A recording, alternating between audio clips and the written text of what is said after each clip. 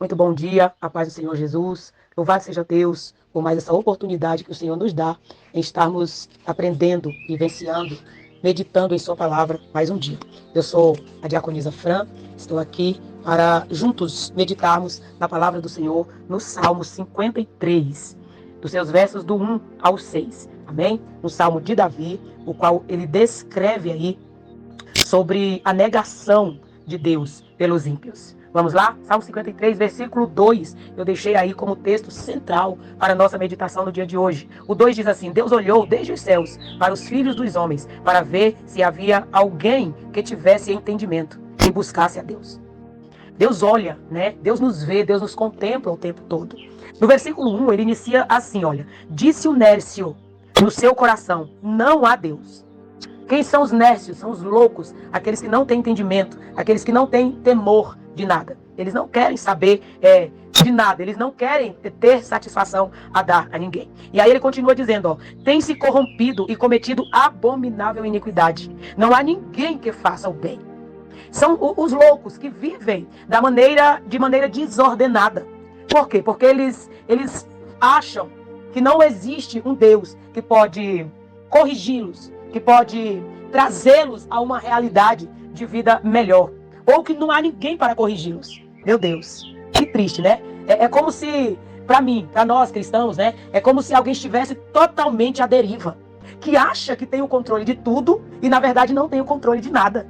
Né? Para nós é um tanto estranho, para nós hoje, depois que entendemos, né, a palavra do Senhor, depois que buscamos, mesmo aqueles que nasceram em berço evangélico, há um momento que temos o entendimento da palavra do Senhor, que tudo que formos fazer, nós temos que termos um direcionador, em toda decisão a ser tomada, nós temos que olhar para os céus e saber que nós temos um Deus, é quem vai nos ajudar a decidir para saber qual o melhor caminho a seguir. Para os nércios, para os loucos, para aqueles que não buscam a sabedoria do céu, para eles isso não é necessário.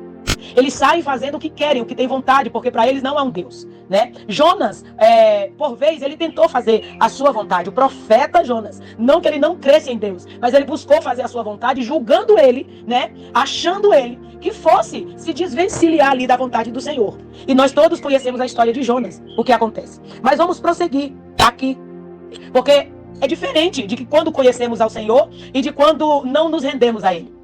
Nós vemos pessoas dizerem, eu creio em Deus, eu acredito em Deus, eu tenho muita fé.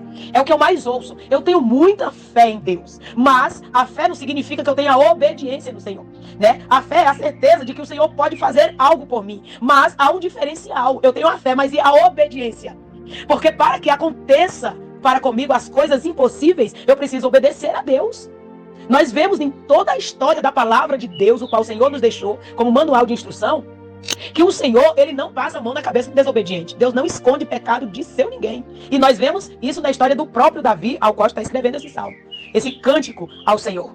Oh, glória. Então que nós venhamos aprender com isso. Fé é muito importante, porque a palavra de Deus diz que sem fé é impossível agradar a Deus. Agora, só tem essa esperança viva, essa fé vivificada, quem anda em obediência. Porque logo o inimigo usa a desobediência para nos acusar e dizer, olha, tu não está apto para receber, porque você não entregou o seu melhor, porque você não obedeceu. Eita Deus, é bem dessa forma. Mas vamos continuar falando dos nércios, daqueles que não creem em Deus, pois é o tema aqui da nossa meditação hoje. Aqui no 3 diz, desviaram-se todos e juntamente se fizeram imundos. Não há quem faça o bem. Não, nem sequer um.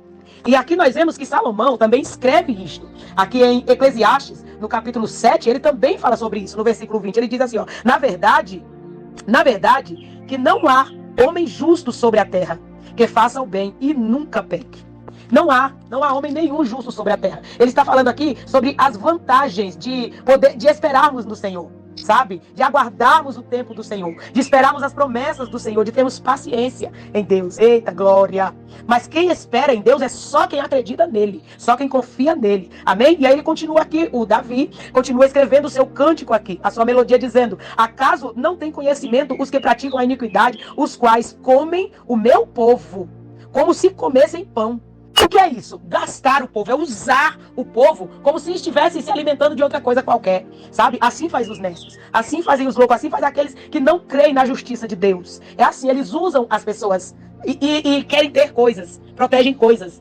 É assim que está a sociedade corrompida, completamente corrompida, ajuntando tesouros na terra, quando o nosso maior tesouro, nós sabemos que está nos céus. O 5 diz assim: ali se acharam em grande temor, onde não havia temor. Eita, meu Deus, que enigma, né? Ali se acharam em grande temor, onde não havia temor, pois Deus espalhou os ossos daquele que se cercava. Tu os confundiste, porque Deus os rejeitou. O que está falando aqui? O que é isso? Aquele que não crê em Deus, o que é ímpio, o que é nécio, louco, ele não crê em nada. Só que quando chega o momento difícil, o desespero em suas vidas, ele tem um grande temor. Mas do quê? Do que ele tem esse temor? Não é verdade? Do que não, porque não havia temor, não há de quem temer. Porque o próprio Deus vê, gente. Deus vê o nécio, Deus vê o ímpio, Deus vê o insensato, Deus vê o louco. Deus vê todos nós. Todos os nossos maus e bem feitos, Deus está vendo. Talvez a gente às vezes fique assim meio confuso, porque nós vemos muitos ímpios prosperarem, pessoas más prosperarem. Ei, são tesouros da terra, tudo coisa corruptível. E aqueles que têm esse grande temor não têm a quem recorrer. Por isso diz aqui, olha, espalhou os ossos daqueles que te cevava. Tu os confundiste porque Deus os rejeitou. Como é que eles vão buscar a Deus se eles não reconhecem Deus como seu salvador, como seu libertador, como seu socorro bem presente? Não tem como. Não tem como Deus acudir, socorrer estas pessoas. Pois se eles não creem nele, né? Então eles sofrem sozinhos. Aí ele lamenta aqui no 6.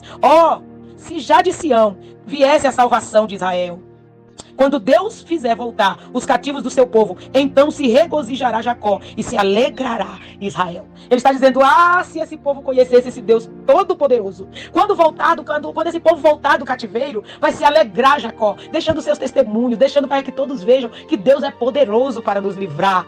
Oh, aleluia! É sobre isto esse salmo. Sabe, que nós venhamos buscar no Senhor, porque Ele dá livramento, Ele dá escape. Que nós não venhamos aqui, por que está escrito isso aqui para nós? Para que nós venhamos aprender a não sermos nécios. Para que nós venhamos buscar no Senhor, porque Ele tem resposta para o impossível. Só Deus tem resposta para o impossível. Só Ele, não há outro. Amém? Fiquemos com este precioso ensinamento para as nossas vidas. Que Deus